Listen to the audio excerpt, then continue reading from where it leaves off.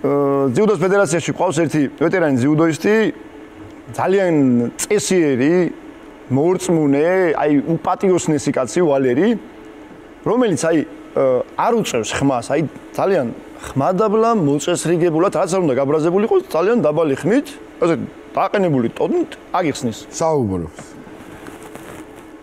ბატონ ალექსის მიმართავს ალეკო მასწავლებელო. და ერთი 7 წლით დიდია ალექსის 7 წლით. ვიდო რა 7. ნუ 10-ით. ხო და მოდიან ახმეტიდან. ნუ იქ ვაზი აქვს, მამული გამართეს, რაღაც გააკეთეს, მე შავი ღვინო დალიეს ჯიგრულად და კარგი ნაკეიფრები მოდიან კომბორზე. კი ბატონო. და ოთარის ეთყობა ცოტა რომ ძილი მოერია რა და ამ ვალერის ეუბნება რომ ვალერ არ შემეძინოს მელაპარაკე. ხო და ეს ვალერი ნუ წინ იყურება და ამან დაასრულა თუ არა არ ჩამეძინოს მელაპარაკე, ეგრევე წაიღო ძილმა. აი ეგრევე. და ვალერი აღვიძებს. ალეკო მასწავლებელო. და ამან გაახლიოთ რა იყო შეშობეძაღლა შენა. გადაბრუნდით. ესე იგი რო გადაბღარებაში გაბაგდო რო გადაბრუნდით.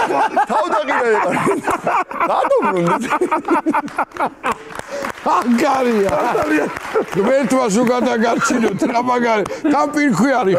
პირ ეგრევე უკან მანქანა. პირ ქვეყნიან აი ეს ამოტრიალებული და ალეკო მასწავლებელო და რა იყო შეშობეძაღლა. გადაბრუნდით.